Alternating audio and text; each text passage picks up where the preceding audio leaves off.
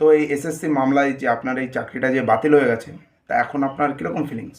ধরে নিন আপনি বেঁচে আছেন, কিন্তু আপনার শরীর থেকে আপনার ধনটা কেটে বাদ দিয়ে দেওয়া হলো, কেমন লাগে? এসব আপনি কি বলছেন? আরে বলুন না কেমন লাগবে?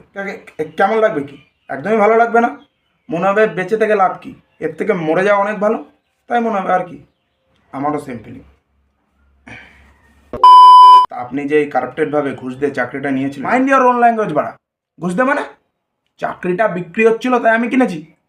ধরুন আপনি বাজারে গেছেন, আলু পটল বিক্রি হচ্ছে, আপনি কিনবেন না পরের দিন খাওয়ার জন্য? না, আমার পটল পছন্দ নয়।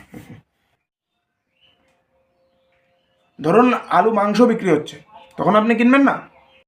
হ্যাঁ, কিনবো। সেরকমই বাজারে চাকরি বিক্রি হচ্ছিল, আমার কাছে টাকা ছিল, আমি আমার পরের প্রজন্মকে সিকিউর করার জন্য কিনেছি। কিন্তু এটা তো বেআইনি না। আপনি টাকার জোরে চাকরি করতে পারেন না, তার জন্য আপনার যোগ্যতা থাকা দরকার। কী যোগ্যতা দরকার? যে দেশের প্রধানমন্ত্রী একজন চাওয়ালা হয়ে যদি সে পুরো দেশটা চালাতে পারে, আমি একটা সামান্য বই থেকে 2-3 লাইন স্কুলে পড়াতে পারবো না? বললে হলো নাকি? দেখুন, উনি প্রধানমন্ত্রী হয়েছে ওনার বুদ্ধির জোরে, ঠিক আছে? তা আমার বুদ্ধি নেই? 500টা দালাল আমার বাড়ির সামনে দিয়ে দাঁড়িয়েছিল, ঠিক আছে, চাকরি দেওয়ার জন্য। আমি তাদের ভিতরে খুঁজে কে মেন দালাল, যাকে টাকা দিলে পরে চাকরি হবে, তাকে খুঁজে বের করেছি, তাকে টাকা দিয়ে আজকে চাকরিটা করছি। বুদ্ধি নেই?